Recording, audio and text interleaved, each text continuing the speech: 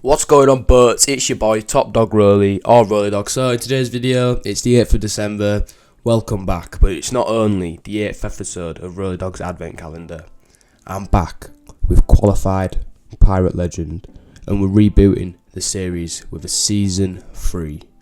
Please sit back, relax, and enjoy the new season of Qualified Pirate Legend, because I've been so hyped to get this done, but I pretty much neglected it, and I am really sorry about that. So yeah. Also, we're at 998 subscribers, so if you wouldn't mind hitting that button, it would be greatly appreciated. Anyway, on with Qualified Pirate Legend. So the Fort of Fortune is what I'm going to be focusing Qualified Pirate Legend Season 3's first episode on.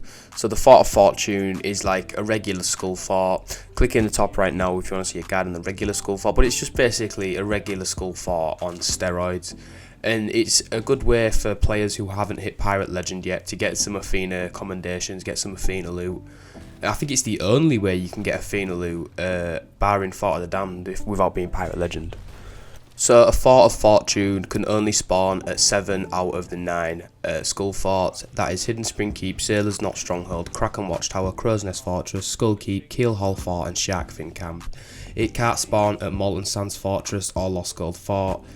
I understand Lost Gold Fort, but I'd love to see a Fort of Fortune at Molten Sands. That'd be amazing. So arriving at a Fort of Fortune can be quite challenging. So if you see this map here, it shows all the blind spots for where the skellies can't shoot you, and it makes it easier to arrive at the fort. So the first thing I do as soon as I step foot on the fortress is grab a stash of kegs and make a little pile away from the centre tower, just so I can keep them safe and they don't explode, so I can keep them for the boss later on. Now, the Fort of Fortune is probably the second easiest world event if you understand the different types of skeletons. That's what I'm going to explain now. It'll only take about a minute and a half. So going from left to right, on the left we have the shadow skeletons.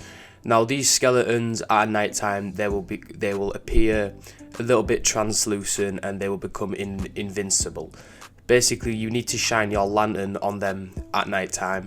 In daytime, they just act like normal skellies, but on night time, you need to shine a lantern onto them, and it will stun them for a bit, and you'll be able to take them out with ease. And then in the middle, we have planet skeletons. These are just super simple. Don't shoot them, just sword them, but do not let them go into a water source, otherwise they will regenerate health. And then on the far right, you can see the gold skeleton. These are probably the most annoying, as the sword does nothing and it stuns you when you hit them. And they are just invincible pretty much, unless you get a bucket of water or lead them into a water source.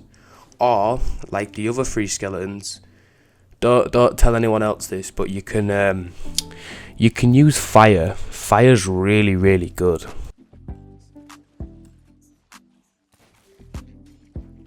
So with all that in mind, you need to complete 18 waves of this. Now that might seem like a lot, but if you're on a galleon crew or if you've got an alliance like I did in this, it can fly by. You can get it done in 20 minutes to half an hour. But every 4 to 5 waves, a skeleton captain will spawn. Just use the same principle. They're just a normal skeleton with more health. You even use a keg if you have to. You should have a lot in your stash by now. So yeah.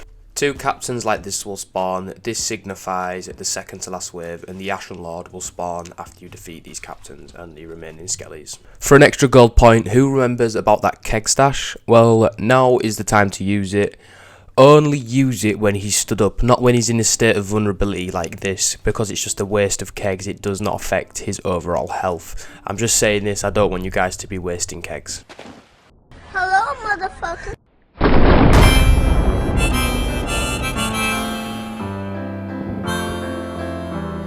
So if tragedy strikes like that, the fail-safe backup plan I like to use is using a player's ship to just cannon the fuck out of the Ashen Lord. That's basically it. It's a lot harder because he throws fireballs up in the air, but if you've got someone on the island distracting him, it should be no issues.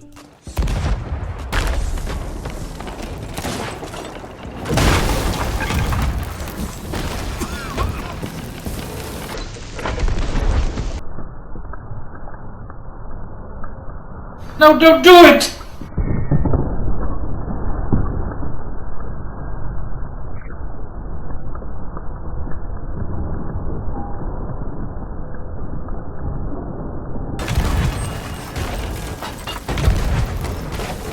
So yeah, that basically concludes my guide. I have a full-fledged Ashen Winds video. If you want to go watch that, I'll leave a link in the description. It goes a lot more in depth on the Ashen Winds side of the Fort of Fortune, whereas I went in depth on more of the waves of the skeletons and stuff because I've already done a video on Ashen Winds. This is basically a world event in a world event. If Ashen Winds and a Fort of Skull Fort had a baby, it would be the Fort of Fortune. Anyway, I hope this video did help at least one of you beautiful people out there today.